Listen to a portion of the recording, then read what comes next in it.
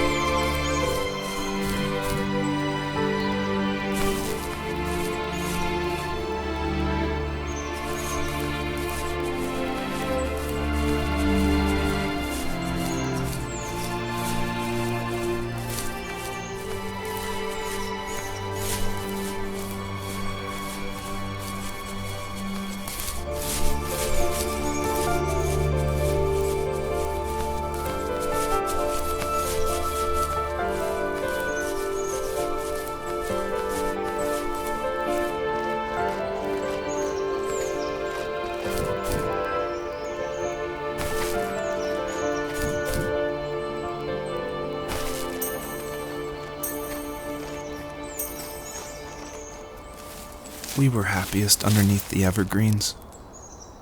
We decided it was time to finally map out the hundreds of acres we lived on just to pass the time during the summer. He was only free in the evenings, so I would spend the day wasting time on dial-up internet and sketching, and then we would rush into the woods, pen and map in hand, before evening fell. Sometimes, the aurora borealis would cast a cold green glow on the mountainside, and we would finish our route underneath a twilight sky. Sometimes I was lonely during those summer days, but there was comfort in the routine. A lot of teenagers aren't looking for the daily grind, though. There's nothing wrong with wanting to get out, to leave your childhood home. You wanted to progress, to make something of yourself. Yeah, you're right. That house. I'm sure it's the same as how I left it.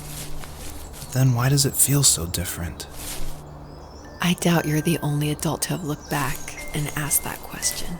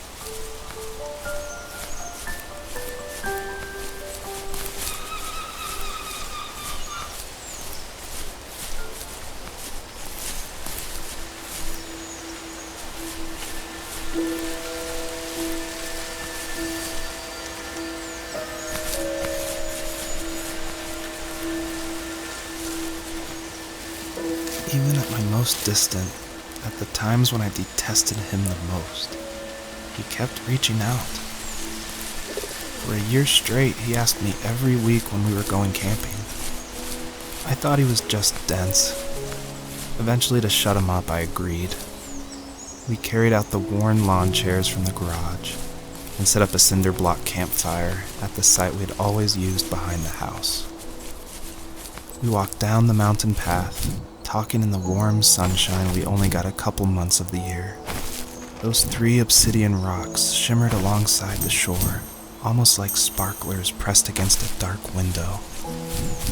I'll never forget that wet stone on my feet, or how those massive mountains looked even bigger in the lake's reflection. I felt small, but grateful. As the sun set, my dad found something I hadn't seen for a long time. The tree where I'd made my first carving when I was 6. I hadn't even carved it. My dad had helped me, but I still called it my tree. Something about seeing my name there made me open up, and we talked about everything that night in that old camouflage tent. I told him how much I loved sketching and design, and how it would be a dream to study architecture in Seattle. I told him how I didn't get along with my friends much anymore, but that I didn't mind being alone. He told me he was there for me, and he joked that if all he had to do was write my name on a tree to finally get me to talk, he would have left me carved logs with novels on them in front of my room every morning. I don't know why it took me that long to realize it, but it was then I knew how much he had sacrificed for me.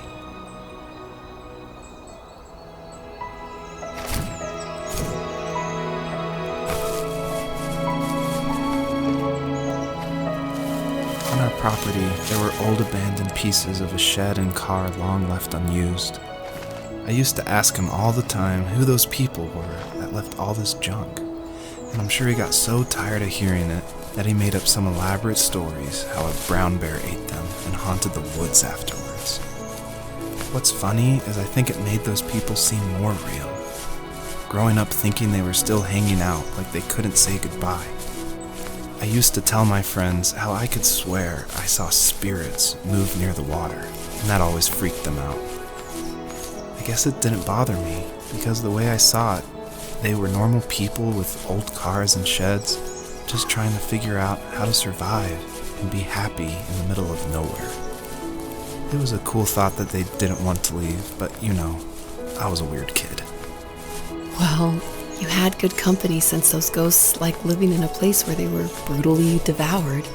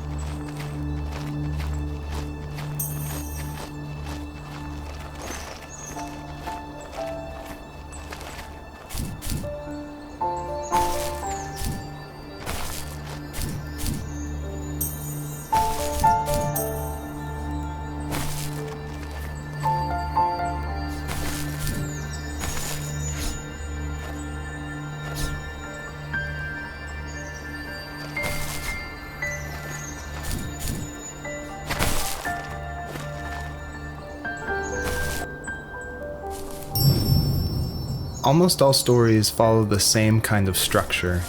And it I'm starts in with love an with the inciting shape event, of you. and then there's rising action, and then there's a climax, and then there's falling action. I'm in love with And it's the actually shape really of you. difficult to make an interesting story where you only hear these two people I'm in love with the talking, shape of you. and it's spoken through a dream that's already happened.